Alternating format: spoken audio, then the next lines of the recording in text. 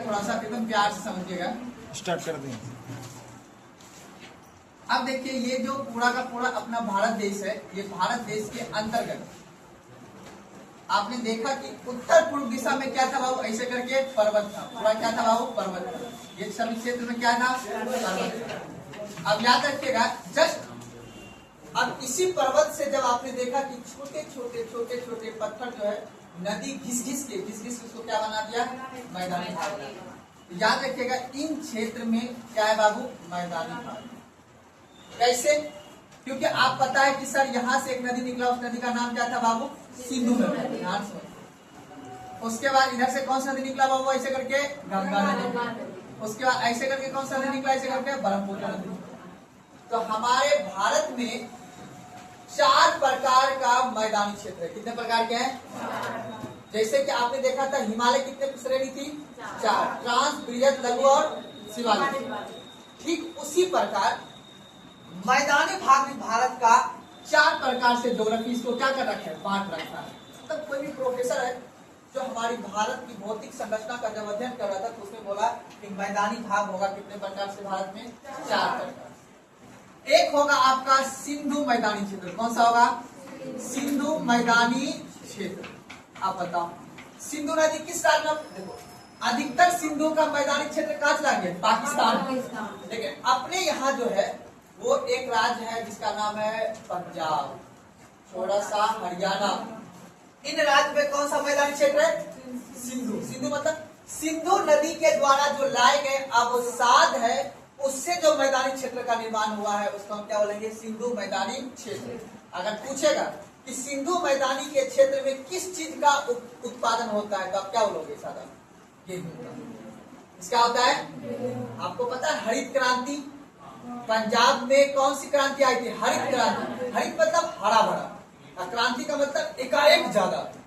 तो गेहूं जब पता है आपको पढ़े होंगे, जब हमारा देश आजाद हुआ था उस समय हमारे पास पॉपुलेशन को खिलाने के लिए हमारे पास गेहूं नहीं होता था। हम दूसरे देश से क्या करते थे, आयात करते थे कि हमें गेहूं दीजिए खाने के लिए, हम लोग भूखे रह जाएंगे। तो उसके एवज में जो है हम लोग याद रखिएगा पहली बार हमने मैक्सिको से जीन मंगाया गेहूं का, और तब जाकर हम अपने यहाँ क्या बढ़ा सके, उत्पादन क्षमता बढ़ा सके।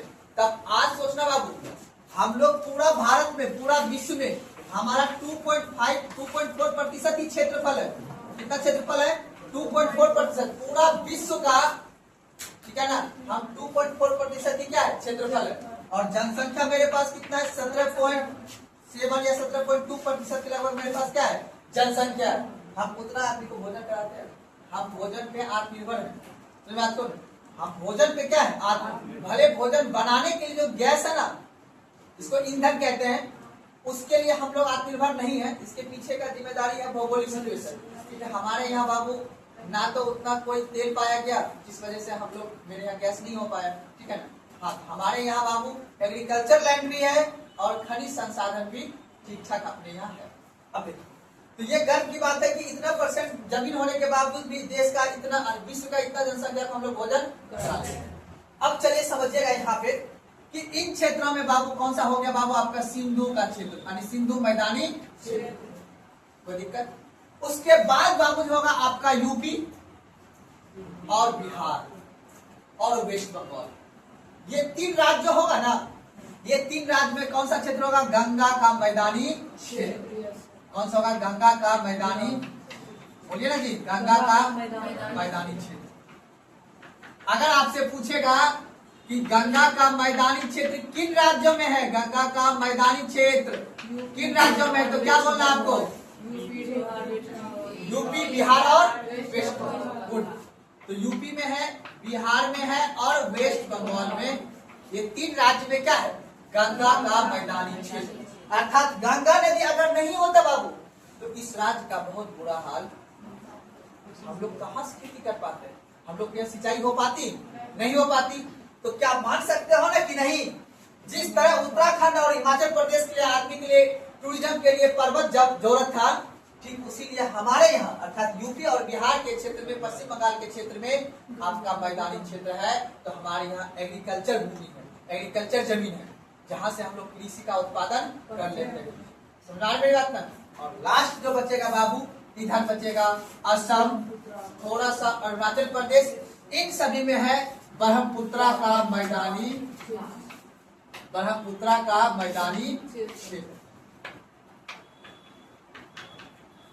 कोई दिक्कत यहां तक समझने में किसी व्यक्ति को नहीं ना? एक छोटा सा मैदानी क्षेत्र अभी जस्ट बन ही रहा है, उसका नाम है राजस्थान का मैदानी।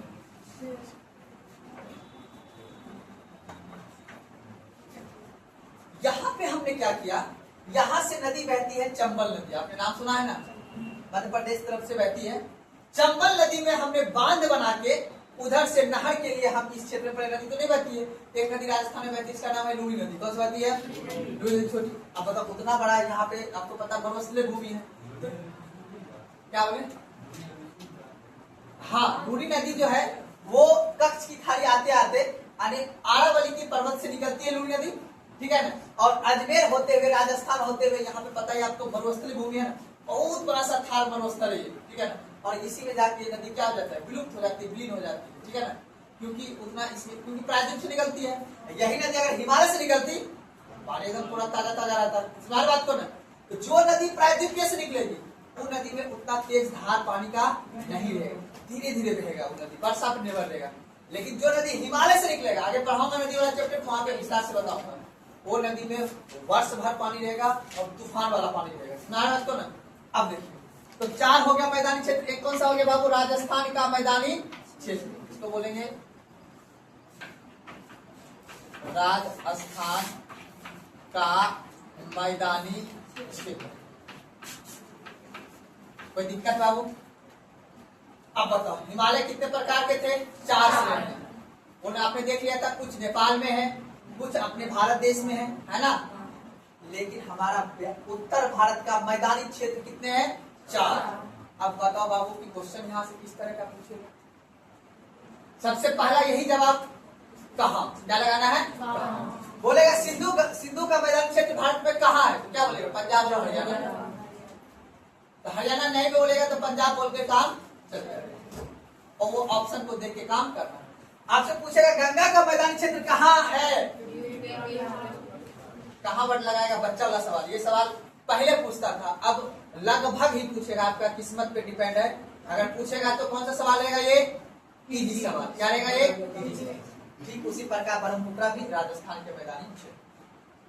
अब लेकिन क्वेश्चन में पूछेगा कि कौन से मैदानी क्षेत्र में किस चीज का उत्पादन होता, ये क्वेश्चन। इस वाले मैदानी क्षेत्र में गेहूं की खेती है ना, और आपको पता है ये वाला रेखा तो याद ही रखना है, कौन सी रेखा है? ये क्यों मानते हैं? क्योंकि यही से तापमान का ऊपर नीचे, आपके जीवन में भी देखते हो ना, जैसे ही मई जून का महीना आया तो तापमान ऊपर नीचे हो गया ना, तो अपने शरीर में, पहनावा में, खाने पीने में भी क्या आ गया? अंतर आ गया, परिवर्तन। तो ये रेखा जो है ना, ये हर चीज में परिवर्तन कर देता है, इसलिए आपको ये रेखा को याद रखना है। इसके नीचे उष्ण, इसके ऊपर शीतोष्ण, तो जैसे इसके ऊपर बढ़ेगा तो शुष्क कटिबंध आ जाएगा। इसका मतलब है इन क्षेत्रों में कौन सी खेती होगा? रबी फसल का। किसका होगा? अब बताओ, इससे अब यूपी बिहार इस सबसे नजदीक है ना, तो इसके तुलना तो नजदीक है यहाँ पे, तो यहाँ पे चावल की भी खेती हो जाएगी, गेहूं की भी खेती हो जाएगी, और गन्ना की भी हो जाएगी।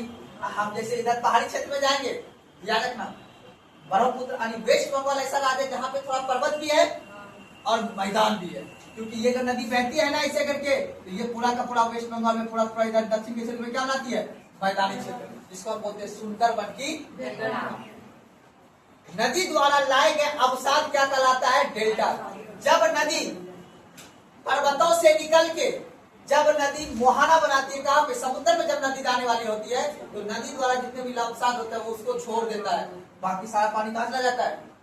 समुद्र। फिर इसी समुद्र से जब सन की रोशनी पड़ेगा तो वाष्पीकृत होकर कहाँ चल जाएगा? बादल में। फिर वही बादल फिर यहाँ पे बर्फ बनाएगा, क्या बनाएगा? यही प्रक्रिया चलते रहता है, इसको बोलते हैं जल वाष्पीकरण। क्या बोलते हैं? अभी देखो, अभी पानी धीरे धीरे अब पिघल रहा होगा ग्लेशियर, अब पिघलने के बाद जून के बाद जुलाई के बाद बाढ़ आना स्टार्ट हो जाएगा, जुलाई अगस्त सितंबर में इतना बाढ़ आएगा, फिर बाढ़ होकर सारा पानी कहाँ चला जाएगा? इसमें बंगाल की खाड़ी में, कुछ कहाँ चला जाएगा? अरब की सागर में। फिर मौसम बदलेगा, ठीक है ना, फिर मौसम बदलेगा, दिसंबर का महीना आएगा तो ठंड बर्फ क्या हो जाएगा? जम जाएगा। फिर उसके बाद जब दिसंबर के बाद जनवरी फरवरी मार्च आएगा तो यहाँ पे क्या होगा, वाष्पीकरण की क्रिया उसकी पड़ेगी, और ये सभी जो यहाँ पे पानी जो होंगे वो सभी पानी क्या हो जाएंगे, वेपराइज होके ऊपर चले जाएंगे। तो जितना पानी समुद्र में आया लगभग ठीक उतने पानी वेपराइज होके कहाँ चल जाता है, ऊपर बादल बना देता है। फिर उसके बाद संघनन की क्रिया होती है, फिर क्या पड़ती है, बारिश पड़ती है। इस सभी चीज को हम पढ़ते हैं पर्यावरण में, इन्वायरमेंट में, ठीक है ना। किस तरह से पर्यावरण जो है किस तरह से हमारे देश में चलता है, डिकम्पोज की प्रक्रिया होती है, ठीक है ना। मिट्टी से बने हैं और मिट्टी में हम लोग मिल जाएंगे, आसान भाषा में इसको कहा जाता है। तो अब आगे बढ़ते हम लोग, यहाँ तक में कोई दिक्कत किसी को समझने में नहीं ना। तो आप लोग क्या कीजिए बाबू, छोटा सा टॉपिक के नीचे आप लोग एगो प्रेम पूर्वक तरीका से एगो डायग्राम बना लीजिए। मैं साफ सुथरा डायग्राम आपको बना देता हूँ और उसको प्यार से क्या करना है, उतार लेना है। तो ये वाला पहले लिख लेना है 4 मैदानी क्षेत्र। उसके बाद इसको कहाँ दर्शा देना है, मैप पे। इसको कहाँ दर्शा देना है बाबू, मैप पे दर्शा देना है। तो पहले ये वाला लिख लीजिए, भारत के उत्तर भारत के मैदानी क्षेत्र 4 प्रकार के हैं बाबू। ये 4 प्रकार को लिख लेना है और उसके बाद इसको मैप पे दर्शा देना है।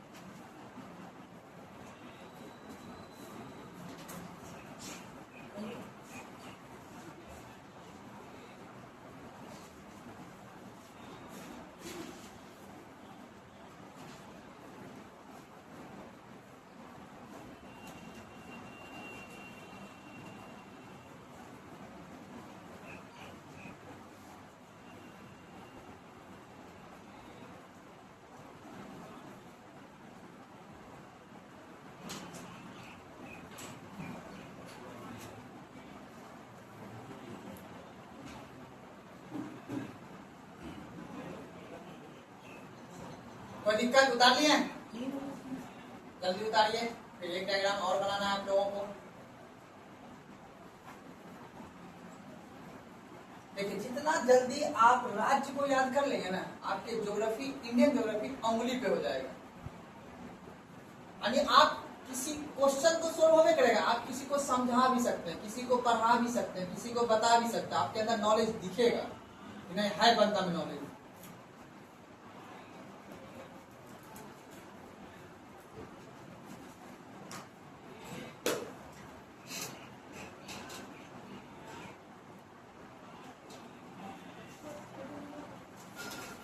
जल्दी उतारेगा, थोड़ा उतारने में टाइम कम लीजिए, सदमाना में रहता है।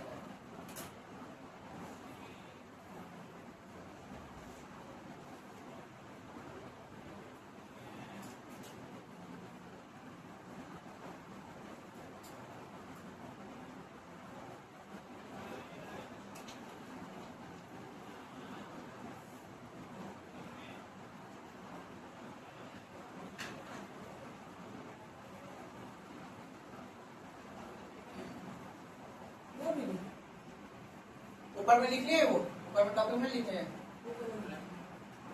ये वाला लिखे थे ना, ठीक।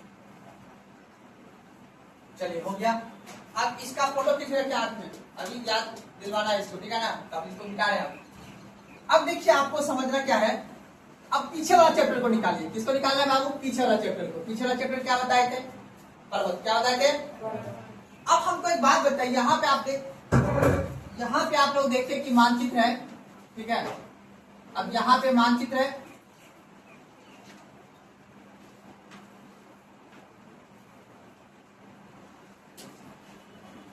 आपने देखा कि यहाँ पे कई सारे क्या था बाबू? पर्वत था। पर्वत था ना, जैसे हिमालय। अब ये जो हिमालय है बाबू, इस हिमालय से क्या निकलेगा बताओ? नदी। जब ये नदी यहाँ से निकलेगा ऐसे करके, तब ना जाकर मैदानी भाग निर्माण होगा। तो याद रखिएगा, ये जो पूरा का पूरा जो क्षेत्र है, इसको बोला जाता है जलोढ़ क्षेत्र। कौन सा बोला जाता है बाबू? जलोढ़ मैदान का भाग। क्या बोला जाता है? जलोढ़ मैदान का भाग। ध्यान समझिएगा, जलोढ़ मैदान का भाग। अब ये जलोढ़ मैदान का जो भाग है बाबू, ये कई प्रकार के। कैसे? जब नदी, आपको याद रखना है, जब नदी ये पर्वतों से निकलेगा, ऐसे करके पर्वत बना हुआ है, तो ऐसे करके यहाँ से नदी बहेगी, ऐसे करके, है ना जी। नदी यहाँ पर्वत से निकलेगा, ऐसे करके ऐसे करके ऐसे करके ऐसे करके नदी बहेगी। अच्छा ये बताओ, जब ये नदी बहेगी, जब पर्वतों के उतार पर नदी रहेगी, सीधे पानी गिरेगा। तो पानी गिरेगा तो इसके साथ में छोटे छोटे तो रेत भी लेके आएगा, आएगा ना आएगा, छोटे छोटे रेत लेके, ऐसे करके छोटे छोटे कंकड़ लेके आएगा। अब ये कंकड़ जब नदी पर्वतों के ढाल से, मतलब पर्वत इससे ऊंचा होता है ना होता है, जब नदी पर्वतों के ढाल से जब नदी सीधे मैदानी भाग में प्रवेश करना चाहेगा, तो नदी की पानी में क्या आ जाएगा? स्पीड कम होगा या ज्यादा होगा? ज्यादा कैसे होगा? कम ना होगा। जब नदी स्लोप पर यहाँ से उतरेगा तो पानी की गति धीरे तेज रहेगा, है ना। अब जब नदी जमीन पे आ जाएगी, कहने मतलब जब नदी यहाँ से निकल के हिमाचल प्रदेश नदी तीव्र गति से बहेगी, और नदी क्या रहेगी? चौड़ी रहेगी कि सकरी रहेगी? सकरी रहेगी ना। पर्वतों में नदी की गति तेज रहेगी, और नदी क्या रहेगी? कम चौड़ा रहेगा, है ना, छोटी सी रहेगी, क्योंकि पर्वत से नदी, देखो ऐसे अभी डिजिटल बोर्ड था, जैसे मान लो कि पर्वत है, अब इस पर्वत पे ग्लेशियर बर्फ है, अब ये बर्फ पिघलेगा, नदी धीरे धीरे बहेगी, ऐसे करके नदी धीरे धीरे बनेगी। उसके बाद एकदम पतली सी पर्वतों के बीच से तेज गति से बहते, क्योंकि उतार से पानी गिर रहा है, ऐसे करके। उसके बाद धीरे धीरे करके ये कहाँ प्रवेश कर जाएगा? प्लेनेरियम प्रवेश करेगा। तो प्लेनेरियम जब प्रवेश करेगा तो नदी का पानी क्या हो जाएगा? स्लो हो जाएगा, और नदी क्या हो जाएगी? चौड़ी हो जाएगी। आपने देखते हो गंगा नदी कितनी चौड़ी रहती है, यहाँ से बहुत दूर तक रहता है। लेकिन पर्वतों में जब नदी बहेगी तो क्या रहेगी? नदी सकरी रहेगी, और नदी की पानी की धार क्या रहेगा? तेज गति से रहेगा। जब नदी की पानी की धार तेज गति से रहेगा, तो ये पत्थरों को क्या करेगा? छोटे छोटे टुकड़ों में करेगा, बताइए। जब ये पत्थरों को अपने साथ में लेके आएगा, और लेके आते आते यहाँ पे जाके क्या, जब नदी मैदानी भाग में रहेगा, तो इतना बड़ा पत्थर यहाँ क्या कर देगा? जमा कर देगा। आप कभी देखिएगा, अगर आप पर्वतीय क्षेत्र गए होंगे तो आप कभी देखिएगा कि पर्वतीय क्षेत्र से जब हम नीचे आते हैं, जब मैदानी भाग में जब नीचे आने लगते हैं, उसमें इतना बड़ा सा इतना बड़ा सा पत्थर सब रहता है। वो क्या पत्थर है? नदी के द्वारा लाए गए अवसाद से ये पत्थर है। अब यही पत्थर घिसेगा आगे, क्या होगा? घिसेगा आगे। तो याद रखिएगा, यहाँ पे जो बड़े बड़े पत्थर है, इसको बोलते हैं हम लोग भावर क्षेत्र। क्या बोलते हैं? भावर क्षेत्र। क्या बोलेंगे? भावर क्षेत्र बोलेंगे। यहाँ तो दिक्कत है ना, यहाँ पे पत्थर रहेगा ऊपर, और नदी इसके पानी के स्रोत क्या रहेगा? इसके बीच से बहेगा, ऐसे करके। मेरी बात समझ में आ रही है किसी को? ऐसा कोई व्यक्ति जिसको समझ में नहीं आ रहा है? कल्पना करना, मैंने शुरू में बता दिया सारा सब्जेक्ट का नेचर। इस सब्जेक्ट का नेचर ही है एज्यूम करना, कल्पना करना, हाँ ऐसा पर्वत होगा। अब उस पर्वत में, मैंने बोला पर्वत तेज गति से पानी गिराएगी, और उसके साथ में जो छोटे छोटे टुकड़े होंगे पर्वत का, वो साथ में लेके आ जाएगा। अब साथ में लेके आएगा तो जहां पे नदी जब मैदानी भाग में जाएगा, है ना, मान लो कि पर्वत ऐसे करके होता है बाबू, तो नदी ऐसे करके बहेगा। अब उसके बाद जो यहाँ प्लेन एरिया है, तो नदी क्या करेगा? जब प्लेन एरिया में घुसेगा तो इस जगह अपना अपना पूरा रेत क्या कर देगा? जमा कर देगा, ठीक है ना। क्योंकि अब ढलान से पानी कहाँ चला गया? समतल पे चला गया। तो समतल पे जब चला जाएगा, तब यहाँ पे छोटे छोटे क्या कर देगा? इसको जमा कर देगा। किसको? लाए हुए पत्थर के छोटे छोटे टुकड़े को, ठीक है ना। तो इसी को हम लोग क्या बोलेंगे? भावर क्षेत्र बोलेंगे। क्या बोलेंगे बाबू? भावर क्षेत्र बोलेंगे। जब फिर नदी, याद रखना, जब नदी जब आगे बढ़ जाएगा छोटा सा, ठीक है ना, जब नदी आगे बढ़ जाएगा, यहाँ से क्या हो जाएगा? जब नदी आगे बढ़ जाएगा छोटा सा, ठीक है ना, तो यहाँ पे ये पत्थर के टुकड़ा क्या हो जाएगा? छोटा छोटा हो जाएगा। तो इसको हम लोग बोलते हैं तराई क्षेत्र। क्या बोलते हैं बाबू? तराई क्षेत्र बोलते हैं। याद याद रखना, इसको बोलते हैं तराई क्षेत्र। अपना भारत बिहार में यही जो है मधुबनी के क्षेत्र में और इस क्षेत्र में क्या पाया जाता है? तराई क्षेत्र पाया जाता है। जब भी नदी यहाँ से बहेगी आगे करके, ऐसे करके नदी बहती रहेगी आगे, ठीक है ना। अब ये पत्थर देखो, यहाँ बड़ा बड़ा पत्थर और यहाँ क्यों हो गया छोटा? घिस गया। अब फिर घिस घिस के अब यही क्या बन जाएगा? रेत बन जाएगा। क्या बन जाएगा जी? रेत बन जाएगा। तो ये पानी के क्या रहेगा नीचे में? आप कभी गंगा नदी नहाए हो, डुबकी मारोगे तो ऐसे मिट्टी निकालोगे तो बालू मिलता है जी, या उसके किनारे में बालू रहता नहीं रहता? वो बालू कहाँ से आया? घिस घिस के। अब यहाँ पे क्या बन गया बताओ? रेत बन गया। तो अब बताओ, रेत क्या चला गया नीचे और पानी क्या चला गया ऊपर? ये पानी मारा और रेत क्या है? नीचे बना कि नहीं है रेत? और इसको बोलते हैं हम लोग बांगर क्षेत्र। क्या बोलते हैं इसको? बांगर क्षेत्र। बांगर क्षेत्र। फिर से समझना बात को ध्यान से। सब जलोढ़ मिट्टी यहाँ पे है।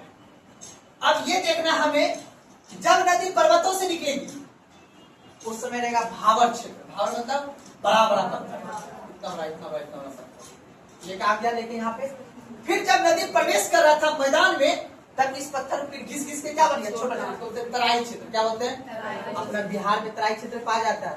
समझ आ बात को ना। और इसी तराई क्षेत्र में लगभग बाबू आपका गन्ना की खेती, ठीक है ना, लगभग थोड़ा मोड़ा खेती होता है। फिर जैसे हम बढ़ेंगे कौन सा क्षेत्र? बांगर क्षेत्र। तो यहाँ पे क्या रहेगा? मिट्टी नीचे, पानी ऊपर। यहाँ पे क्या था? पत्थर ऊपर, उसके नीचे क्या चल रहा था? पानी। कभी कभी आप YouTube वगैरह में देखिएगा आज जाके कि भारत में बांगर क्षेत्र कौन सा होता है, तो आपको दिखेगा इतना बड़ा सा, इतना सा बड़ा पत्थर और उस पत्थर से पानी बह रही है। पत्थर से बीचों पानी बह रही है, इसका मतलब पानी नीचे से बह रही है और पत्थर उसके ऊपर में है। उसके बाद फिर वो घिस जाएगा, तब आ जाएंगे तराई क्षेत्र। कौन सा आ जाएगा? तराई क्षेत्र। पश्चिमी यूपी का जो क्षेत्र है, पश्चिमी यूपी का मेरठ वगैरह का जो क्षेत्र है बाबू, ठीक है ना, और कुछ देहरादून, उत्तराखंड, हरिद्वार, इन सभी जो क्षेत्र है वो सभी क्षेत्र में कौन सा पाया जाता है? तराई मिट्टी यानी तराई क्षेत्र। और अपना जो क्षेत्र है गंगा, पटना, ये सब जो क्षेत्र है, आप देखते हैं अपने इधर बड़ा बड़ा पत्थर मिलता है नदी किनारे, छुट्टू सा मिलता है ना जी। देखा मैं नदी किनारे जाके तो छुट्टू सा पत्थर या रेत मिलेगा आपको, बालू में, उधर का बालू जिसको बोलते हैं ना जी, बस उसी को क्या बोलेंगे? बांगर क्षेत्र। आप बताओ, इसी बांगर क्षेत्र में आपकी खेती होगा क्या चीज का? कृषि। पानी आएगा, बाढ़ लेके आएगा और पानी फिर जब सूख जाएगा तो आप देखते हैं खेत नदी के बगल में बालू वाला मिट्टी रहता है ना जी, उसी में हम लगा देते हैं तारबूज, परवल, खीरा, करेला लगाते हैं। बोलिए, इसको बोलते हैं नगदी फसल। क्या बोलते हैं? नगदी। तो ये बांगर जो मिट्टी, बांगर का क्षेत्र है, वो दो प्रकार के होता है बाबू। एक नवीन जलोढ़ मिट्टी, एक पुरानी जलोढ़ मिट्टी। जहां हर साल बाढ़ आती है और ये क्षेत्र लेकर आता होगा, बाढ़ लेकर आता होगा, फिर पानी 2 महीने के बाद वहां से या 1 महीने के बाद वहां से चला जाता है, उसको बोलेंगे नवीन जलोढ़ मिट्टी, मतलब नया मिट्टी है। और उस मिट्टी में पोटास की मात्रा, नाइट्रोजन की मात्रा अधिक पाया जाएगा। हल्का सा भी मक्का रोप दीजिएगा, परवल रोप दीजिए तो ऑटोमेटिक हो जाएगा, खीरा वगैरह ऑटोमेटिक हो जाएगा, परवल वगैरह ऑटोमेटिक हो जाएगा आपका, ठीक है ना, ये सब ऑटोमेटिक हो जाएगा। लेकिन जो पुरानी जलोढ़ मिट्टी है, जहाँ आज से 20 साल 30 साल पहले बाढ़ आता था, अब आता, उसको बोलेंगे पुरानी जलोढ़ मिट्टी। उसमें उसकी धीरे धीरे उत्पादन क्षमता क्या हो गया? कम हो गया। तो अब कम हो गया तो ज्यादा करने के लिए हम क्या देंगे? खाद।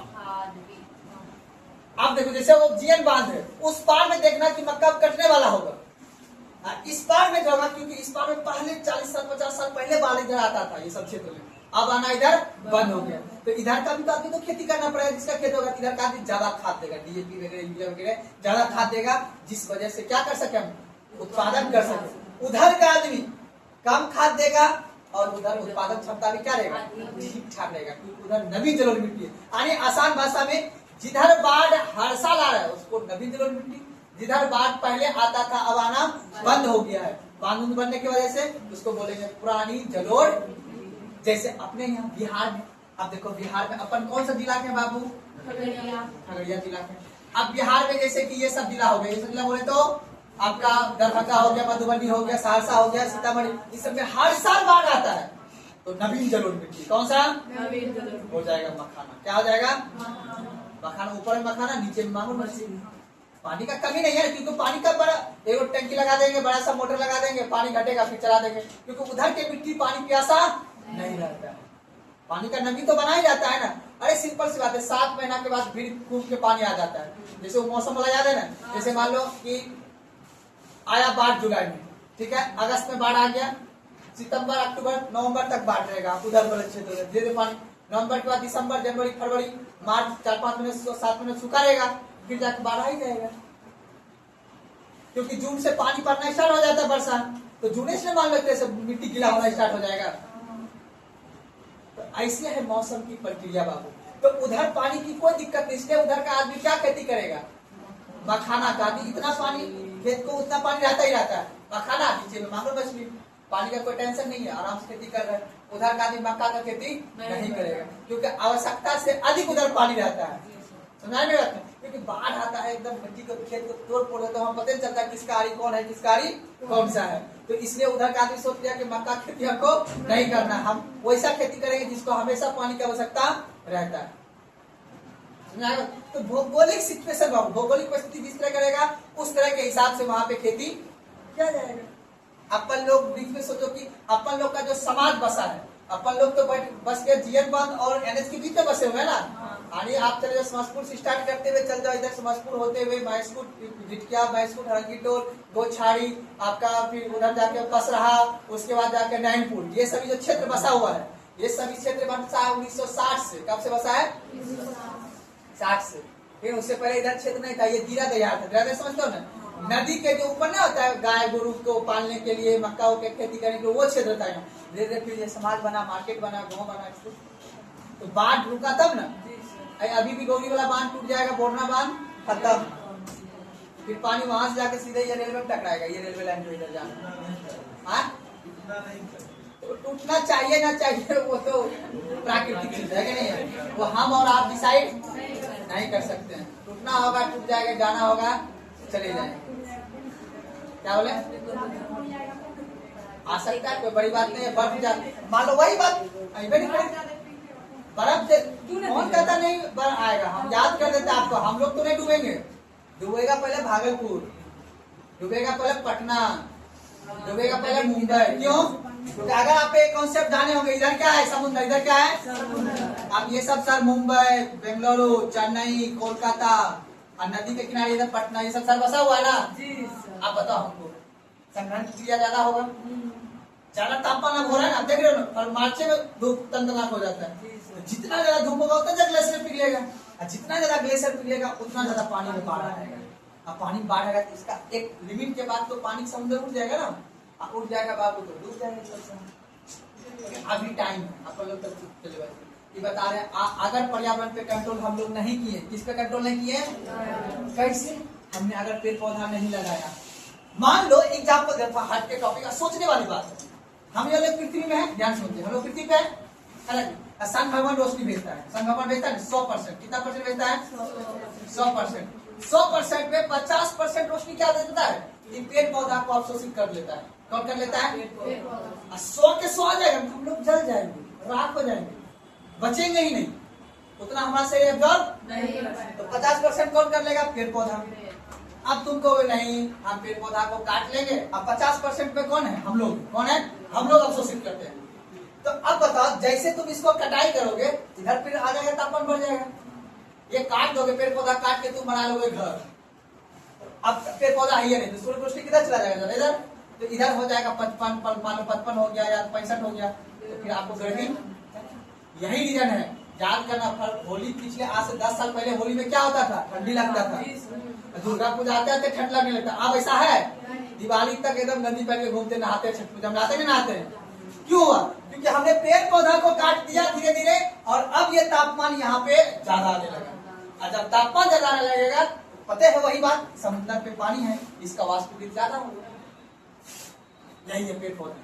इसीलिए हमारे लिए पेड़ पौधा बहुत इंपॉर्टेंट है, क्योंकि ये सूर्य की रोशनी को क्या करता है? अवशोषित करता है। और अवशोषित करके ये भोजन बनाता है। क्या बनाता है? क्या बनाता है? भोजन। और उसी भोजन को हम लोग खाते हैं। आप बताओ, आम जो अपना आम दिया पेड़ में, कैसे दिया? अपना कहीं जाके सूर्य भगवान उसको तापमान दिया अपना। जैसे कि हम लोग गैस चलाते, तापमान जलाते, तब आप लोग आलू बनता है। वही प्रकार उसमें भी, वो भी तो जीवे है पेड़ पौधा ना। ऐसे सोचना है, दुनिया ऐसे चलता है। इसलिए पढ़ो, लॉजिक के साथ सोचो कि क्यों ऐसा है। तब में सरकार ने सबको क्या दिया बाबू? गैस चूल्हा। बोलेगा कि जलावन पे खाना बनाओगे तो लकड़ी तो काटोगे ना, मिलेगा। समझ आया बात? सरकार ने सोचो कितना दूर से सोचता है। सरकार ने सबको लकड़ी पे बंद करवाया ना खाना बनाना। क्यों? लकड़ी काटोगे, जंगल कटाई हो जाएगी, तो फिर तापमान बढ़ जाएगा ना। इस तरह से दुनिया चलता है। इसलिए हमें पर्यावरण को भी देख के काम करना है। पेड़ पौधा लगाइए, ठीक है, तो सही रहेगा, क्योंकि वो भी आपको क्या देगा? छाया देगा। तब जब वो सूर्य रोशनी ले लेगा ज्यादा, तो आपको कम मिलेगा, तो आपका सिर्फ मेंटेन में रहेगा। इसलिए कहता है कि आप घर के सामने, घर के बाल बगीचा में, बाड़ी में पेड़ पौधा लगाइए, ठीक है, ताकि क्या रहेगा? पेड़ नीचे बैठिएगा। पेड़ नीचे छाया क्यों लगता है बाबू? वो रोशनी सारा ले रहा है आपका सूर्य का, आपको कम लगने दे रहा है, तब आपको आनंद में प्राप्ति होता है। नहीं होता है जी। अच्छा, यहाँ तक में कोई दिक्कत समझने में बाबू? तो आप बताओ, जो मैदानी क्षेत्र है, मैदानी क्षेत्र को विभाजन कितने वर्गों में किया गया बाबू? 3 वर्गों में। भागड़ क्षेत्र, तराई क्षेत्र और बांगर क्षेत्र। कौन सा क्षेत्र बाबू? बांगर क्षेत्र। कोई दिक्कत? आप बताओ, भागड़ क्षेत्र में बड़े बड़े पत्थर, तराई क्षेत्र में छोटे छोटे पत्थर, ठीक है ना, छोटे छोटे पत्थर रहेगा। और उसके बाद बांगर क्षेत्र में मिट्टी बन जाएगा। क्या बन जाएगा? कोई दिक्कत समझने में? नहीं ना। यहाँ पे कोई पेड़ पौधा नहीं होगा, ठीक है, यहाँ पे छोटे छोटे पेड़ पौधे होंगे। यहाँ पे अच्छी खेती होगा। तो ज्यादा खेती कहाँ पे होगा? जलोढ़ मैदानी का भाग लिख के डायग्राम बता दीजिएगा। बस सीधा कल्पना करना है। क्या करना है? कल्पना। कल्पना करोगे तभी दुनिया चलेगा, बिना कल्पना के दुनिया नहीं चलता है।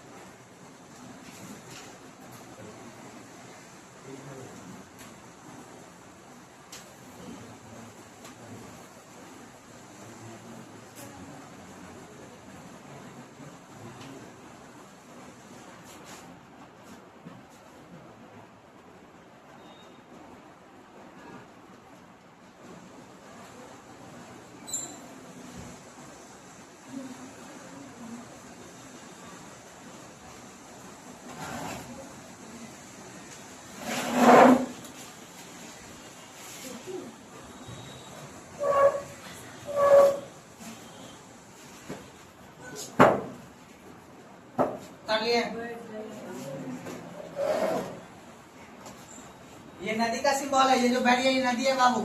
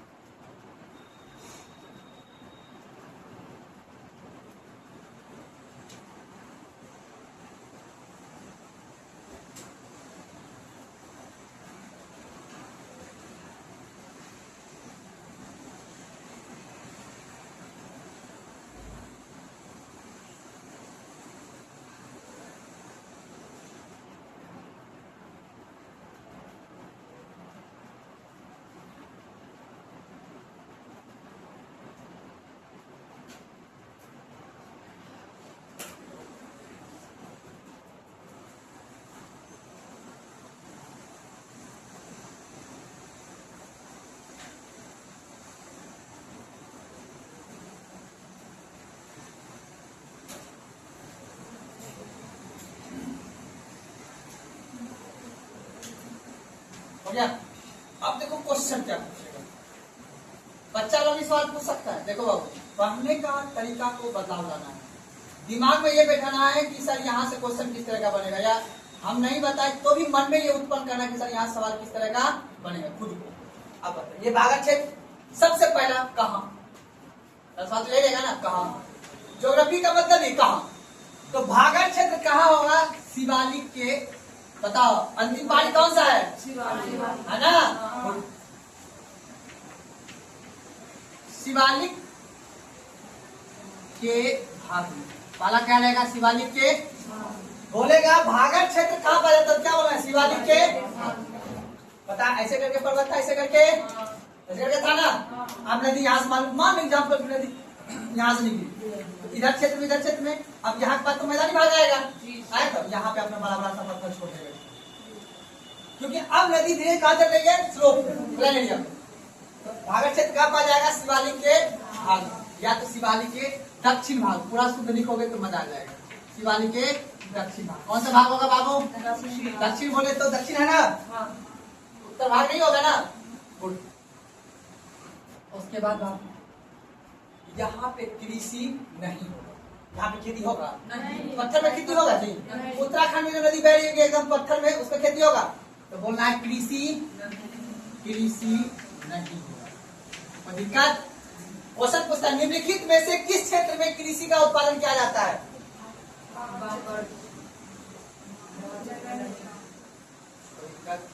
है ना। इस बात को आपको याद रख लेना है और याद रख लेना है। और इसको हम बोल देते हैं, याद रखिएगा, यहाँ पे थोड़ा सा पेड़ पौधे होंगे, ठीक है, पेड़ पौधे होंगे। तो यहाँ के पेड़ जो है, यहाँ के पेड़ के लंबी जड़ होंगे। क्या होंगे बाबू? लंबी जड़ें होंगे। क्योंकि देखो रीजन क्या है कि बड़े से पत्थर का क्षेत्र है, ठीक है ना, और पत्थर के क्षेत्र में जड़ मिट्टी जाने तक में टाइम लगता है, ठीक है ना। तो यहाँ पे क्या होगा? यहाँ के पेड़ के पास लंबी जड़ें होंगे, लेकिन यहाँ पे खेती नहीं होगा। खेती समझते हो? आपको ये बता दें, मक्का का जो जड़ होता है वो इतना हल्का होता है कि आप हाथ से भी उखाड़ लेते हो ना, लेकिन पौधा का जड़ को उखाड़ लोगे। इसका मतलब पौधा का जड़ क्या होता है? लंबी होता है। आप जैसे मान लो गेहूं धान सब का जड़ क्या होता है? छोटे छोटे, जिसको दुबरी वगैरह बोलते हैं, वो सब छोटे छोटे होता है ना, उसको हाथ से उखाड़ लेते हैं। कहने का मतलब है कि वो मिट्टी के ऊपरी सतह पे होते हैं। कौन सतह पे होते हैं? ऊपरी सतह पे होते हैं। लेकिन पेड़ पौधा क्या होता है? उसकी लंबी जड़ें होती है, ठीक है ना। वो इस क्षेत्र में जो है अगर लगता है तो ऊपर जाते हैं इसका जड़ जाने में, क्योंकि इसका मिट्टी क्या है? बहुत नीचे है। यहाँ तक जड़ आएगा तो यहाँ पे क्या होगा? इसकी लंबी जड़ें होंगी। तो दिक्कत है ना, की पॉइंट लिख लीजिए भावर क्षेत्र।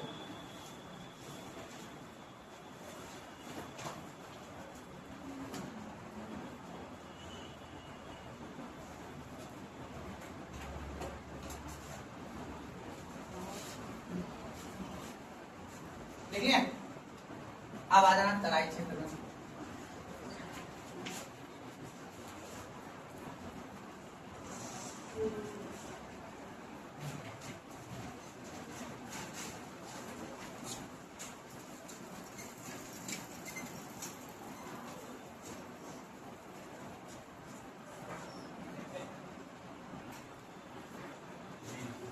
देखिए, चलिए अब देखना, याद रखना तराई के क्षेत्र में ये आपको रखने का यूपी कहाँ होगा जी?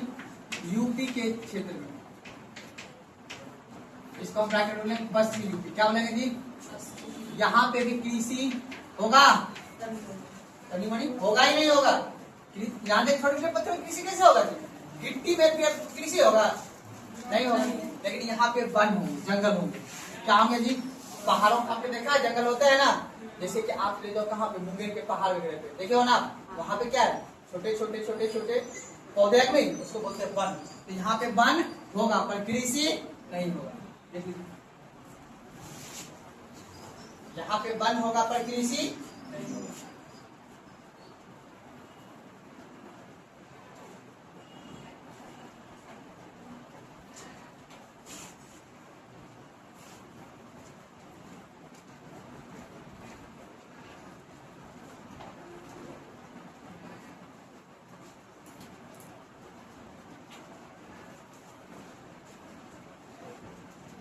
तो दिक्कत, अब चलो नदी में कहाँ जाना है?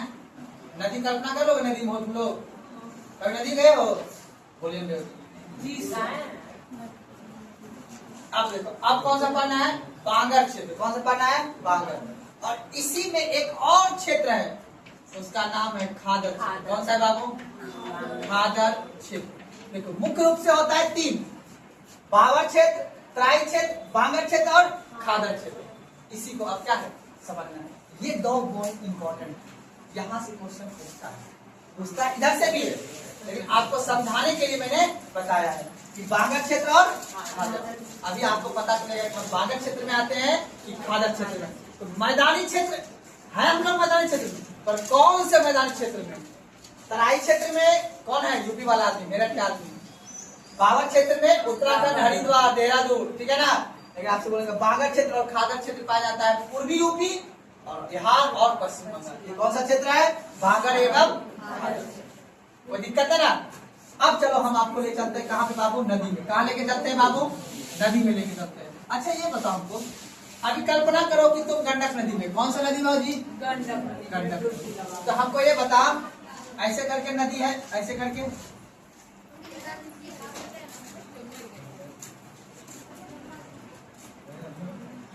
ऐसे करके नदी है, नदी गड्ढा होगा ऐसा।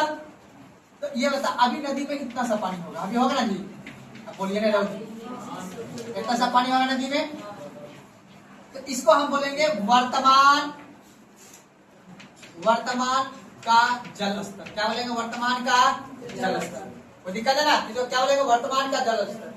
लेकिन अब आएगा बाढ़, तो पानी कहाँ तक भाग जाएगा? एकदम लबलबा भर जाएगा। नहीं बढ़ जाता है जी पानी नदी में? ये हम एक तरह से गड्ढा बनाए हुए हैं, ठीक है। अब इस गड्ढे में, नदी में, ये पानी का स्तर वर्तमान है और ये क्या है? बाढ़ का पानी। ये क्या है बाबू? बाढ़ का पानी से। अब हमको चलो ये नदी का किनारा देख रहे हो? ये नदी के किनारा जो हम लोग जाते हैं गंडक नदी में, जैसे अभी जब जाओगे जुलाई अगस्त में गंडक नदी, तो देखोगे बांधे पर से पानी दिखेगा। दिखता नहीं दिखता है? और जब जाएंगे अभी तो पानी चल गया होगा यहाँ तक, रोडवा तक। आ कि नहीं है? आप समझ पाए बात हम क्या कहना चाह रहे हैं? तो याद रख लेना आपको कि यहाँ पे जब पूरा का पूरा बाढ़ का पानी पूरा रहेगा, तो आपको याद रख लेना है, इसको जो हम लोग बोलेंगे कौन सा बाबू? खादर क्षेत्र। क्या बोलेंगे इसको? यहाँ पे जो पानी मिट्टी रहेगा, इस जगह जो मिट्टी रहेगा, इसको क्या बोलेंगे? खादर क्षेत्र। क्या बोलेंगे बाबू? खादर क्षेत्र। कब होगा? जब नदी द्वारा लाए गए जो अवसाद होंगे, उसको क्या बोलेंगे? खादर क्षेत्र। बाढ़ से आया यहाँ पानी, फिर बाढ़ भी चला जाएगा, तो पानी यहाँ आ जाएगा। यहाँ के जो मिट्टी होंगे, ये वाला जो मिट्टी होगा, ये वाला मिट्टी, ये उपजाऊ ज्यादा होगा, इसको क्या बोलेंगे? तो दिक्कत नहीं ना। अब मान लो यहाँ वाला, यहाँ पहले यहाँ बाढ़ आता था से 20 साल पहले, जैसे ये वाला क्षेत्र है, अब आना 20-30 साल से। यहाँ की मिट्टी में उपजाऊ शक्ति होगा, इसको बोलेंगे बांगर क्षेत्र। क्या बोलेंगे बाबू?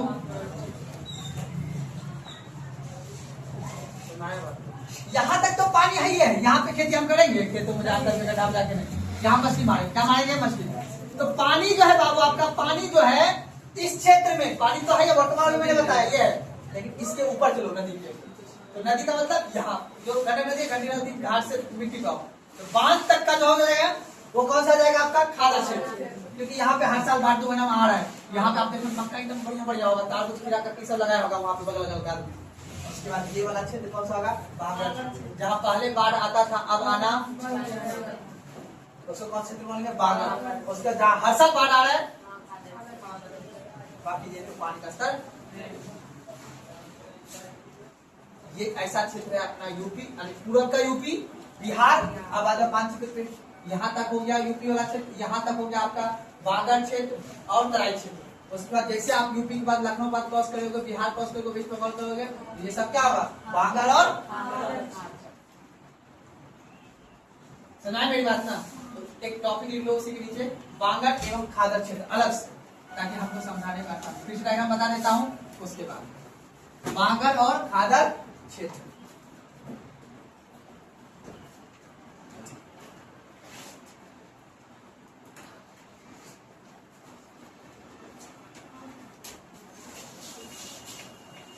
एकदम रेत है, ये रेत है, ठीक है ना?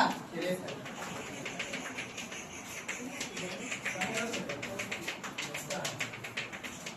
ठीक है, ठीक है। उसके बाद आइए, उसके बाद यहाँ पे आइए, यहाँ पे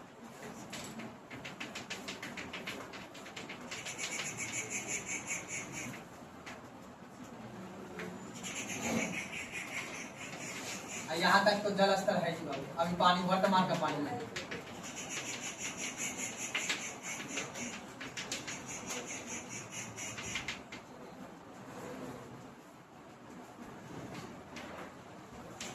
वर्तमान का जल स्तर है। हाथ से करना है किसी को?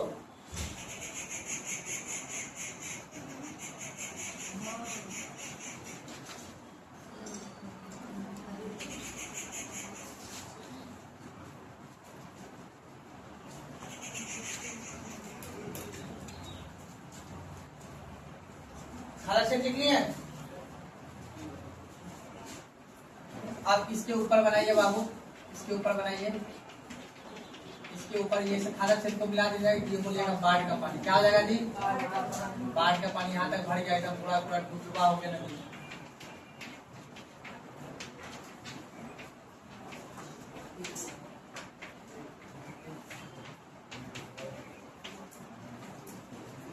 इसमें कौन सा क्षेत्र पाया जाएगा? खादर क्षेत्र। कौन सा पाया जाएगा? खादर क्षेत्र। लेकिन अब यहाँ तो सूखा है, पहले आता था, अब नहीं आ रहा पानी, उतना पानी नहीं आ रहा। ये कौन सा क्षेत्र हो जाएगा?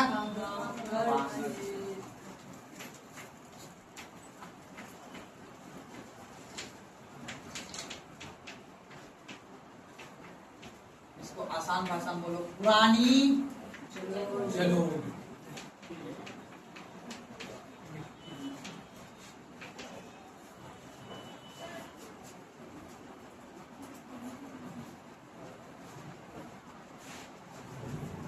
क्षेत्र बोलो या मैदान बोलो, ऑप्शन में देखो, वर्ड से समझा करो।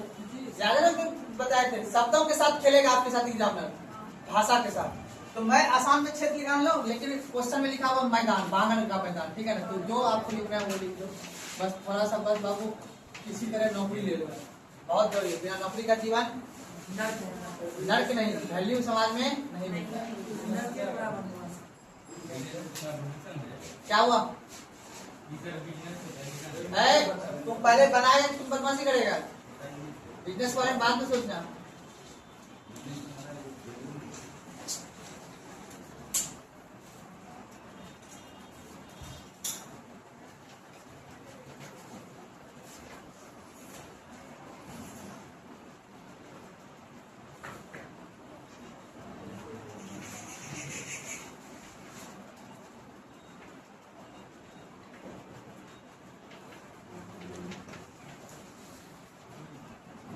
खनिज संसाधन बोलो या अधिक उपजाऊ क्षेत्र बोलो, यो भी हो सकता है।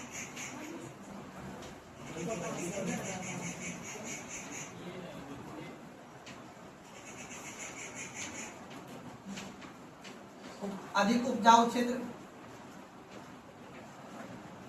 अधिक उपजाऊ क्षेत्र।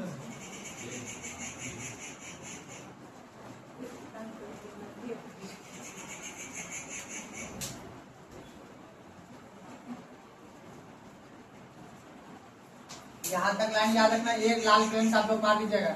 यहाँ तक है नदी वर्तमान का स्तर, उसके ऊपर बाढ़ का स्तर। इस सब में कौन सा मिट्टी पाया जाएगा? बताओ सब में साहब, खादर मिट्टी। जब पानी चला जाएगा तब ना मिट्टी रहेगा जी, खादर मिट्टी। लेकिन इसके ऊपर जो रहेगा मिट्टी, ये सब कौन सा रहेगा? इसके मैंने यहाँ पे सिंबल दिया, मिट्टी का सिंबल।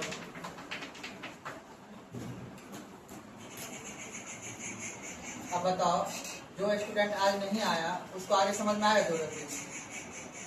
लड़की लोग पता है, देखो हमारा एक ही सिद्धांत है बाबू, अगर रेगुलर आओगे तो फायदा होगा, नहीं तो फिर बोलोगे कि मास्टर को नहीं आता पढ़ाने के लिए।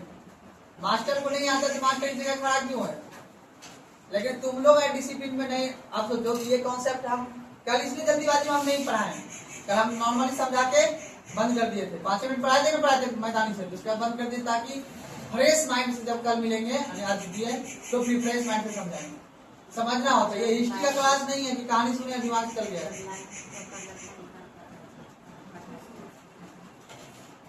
रेगुलरिटी मेंटेन नहीं रखेगा तो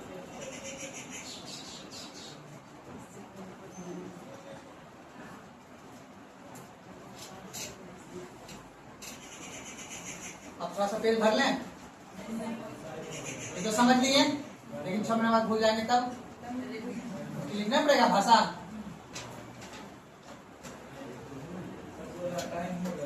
कौन बोला टाइम हो गया? अच्छा रुको, अभी 10 मिनट में लिख, एक को टॉपिक पर आने दो, जल्दीबाजी नहीं हो गया। अब पेज भर लेते फटाफट जी। सही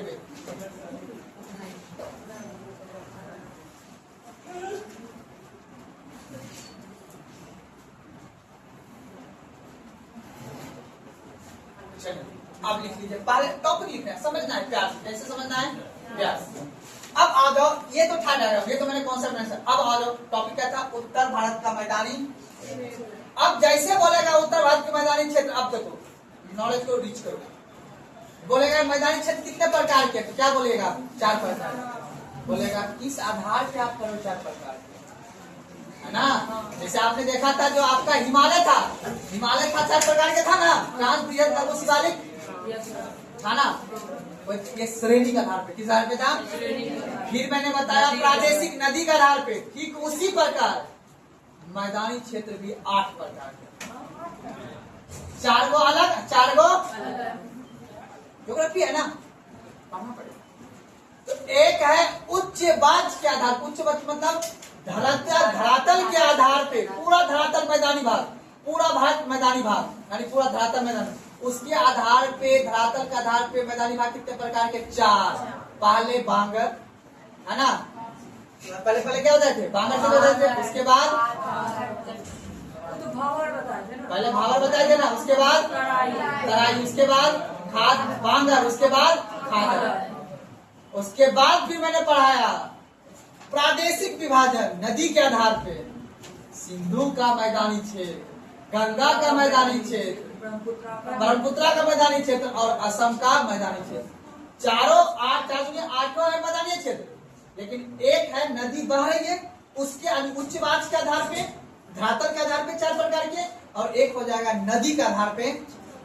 अब समझ में आया हमने क्या बताया, जिसके पिछला टॉपिक पढ़ाए थे, ठीक उसी प्रकार। अब लिखो मेन टॉपिक, अब क्या लिखना है बाबू, मेन टॉपिक लिखो, तब मजा आएगा समझने में। देखो अब टॉपिक लिखो उच्चवाच, क्या लिखना है, उच्चवाच,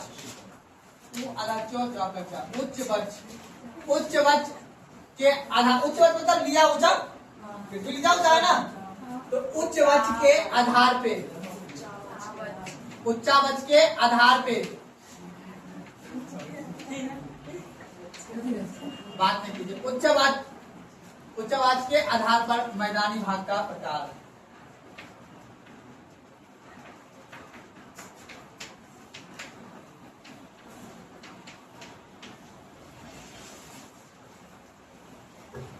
उच्चवाच के आधार पर मैदानी भाग के,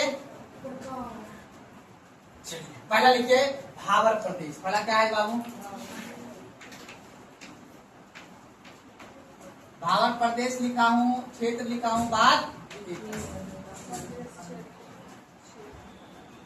लिखो बाबू, इस बार लेते थोड़ा सा देखिए,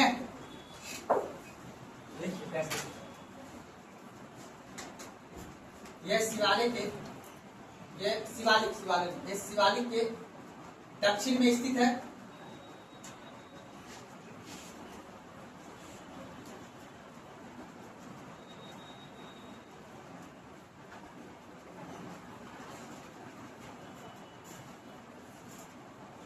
इसका विस्तार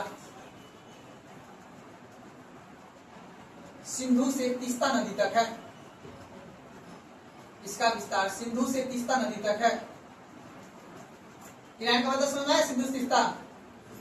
बोले कि सर आप तो बोले गंगे का मैदान था, यूपी बिहार उत्तराखंड तक है, बोले ना, तो कैसे जोड़ना है, जोड़ना ऐसे है ना, सिंधु का तीस्ता क्षेत्र, देखो कैसे, ऐसे करके, ऐसे करके, ऐसे समझना बात, ऐसे करके पहाड़ है शिवालिक, तो ऐसे ऐसे करके नदी बहती है ना, इधर से निकलती कैसा नदी है ना, तो ये वाला क्षेत्र में तराई क्षेत्र है ना, उसके बाद तो फिर आएगा, तब कौन सा आएगा, बोलो, पहले भावर क्षेत्र फिर तराई। हाँ, तो पहले भावर क्षेत्र आएगा।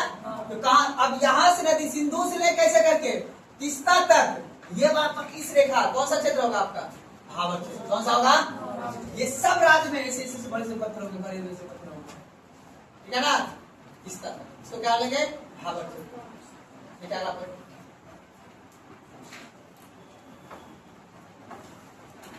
इसे शिवालिक के गिरिपाद, ऐसे लिखना है, गिरिपाद, इसे शिवालिक के गिरिपाद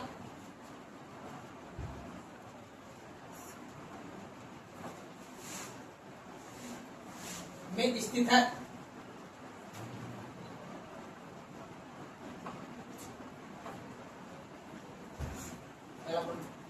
इस क्षेत्र में बड़े बड़े कंकर, इस क्षेत्र में बड़े बड़े कंकर कोमा पत्थर,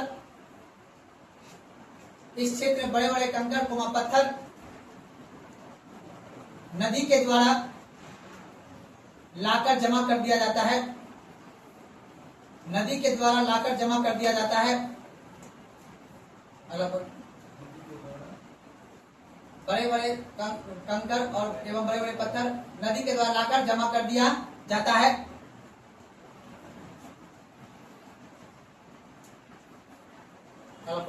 इस क्षेत्र में कृषि का उत्पादन नहीं होता है, अंडरलाइन कर लीजिएगा। इस क्षेत्र में कृषि का उत्पादन नहीं होता है, इस क्षेत्र में कृषि का उत्पादन नहीं होता है।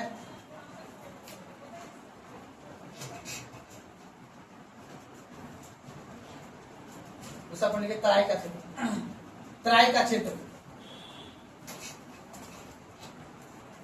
अब बता भारत प्रदेश के उत्तर में कि दक्षिण में? ये सब लिखाने शब्द नहीं है ना, समझ जाओगे ना।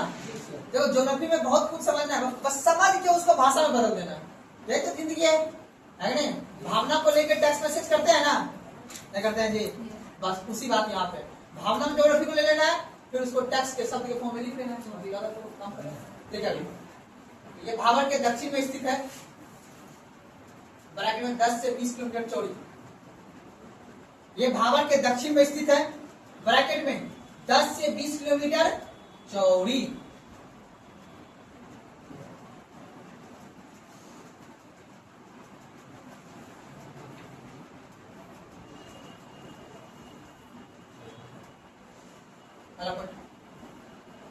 इस क्षेत्र में नदी, इस क्षेत्र में नदी दलदली मिट्टी का निर्माण करती है।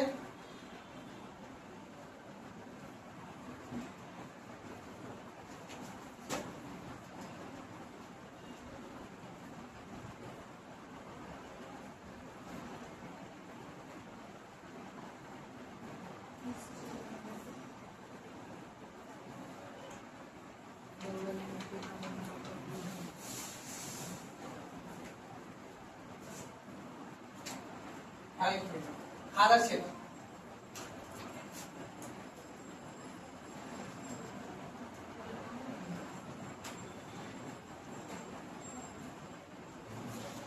हर साल पानी पहुंचता है या कभी कभी पानी पहुंचता है? प्रतिवर्ष। पूछेगा निम्नलिखित में से कौन सा क्षेत्र में प्रतिवर्ष बाढ़ की पानी आती है? क्वेश्चन इसलिए पूछेगा, और ये क्वेश्चन सबसे नहीं बनता है। आदमी कंफ्यूज होता है, गंगा नदी कहाँ से निकलती है सबको पता है, ब्रह्मपुत्र नदी किस किस रास्ते बहती है सबको पता है, इसी बात है, वो बता रही है 3D एनिमेशन के साथ। लेकिन कॉन्सेप्ट वाला आप क्वेश्चन पूछा, हमने बोला है ना एग्जामिनर को पता है कब में क्या पूछना, हल्का सवाल पूछेगा सबको नौकरी थोड़ी उसको देना है, छांटना भी तो है। इस क्षेत्र में, इस क्षेत्र में पहले लिखे खादर, अच्छा कोई बात नहीं, पहले कौन सा लिखा है? बांगर से लिखा है, पहले खादर लिखा है, लिख लीजिए कोई बात नहीं, पहले खादर ही लिख लीजिए। इस क्षेत्र में नदी प्रतिवर्ष बाढ़ की पानी लाता है, खादर लिख के टेस्ट लीजिएगा, उल्टाने के लिए खादर। इस क्षेत्र में नदी बाढ़ की पानी प्रतिवर्ष लाती है,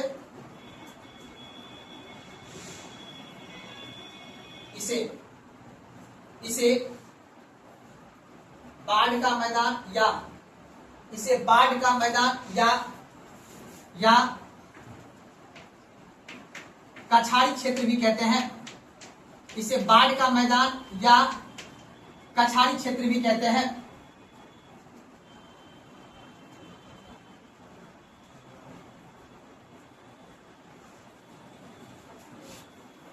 यह भूमि अत्यधिक उपजाऊ होती है, यह भूमि अत्यधिक उपजाऊ होता है, यह भूमि अत्यधिक उपजाऊ होता है, यह भूमि अत्यधिक उपजाऊ होता है।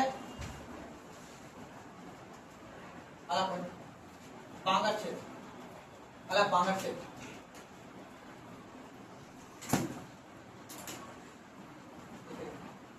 अब लिखिए, यह मैदान का ऊंचा भूमि होता है, ये मैदान का क्या होता है? ऊंचा भूमि। अरे तो हमारा स्कूल सब ऊंचा है तभी ना जी नहीं डूबता है। हाँ देखिएगा, यह मैदान का ऊंचा भाग होता है जहां बाढ़ की पानी नहीं पहुंच पाती है, जहां बाढ़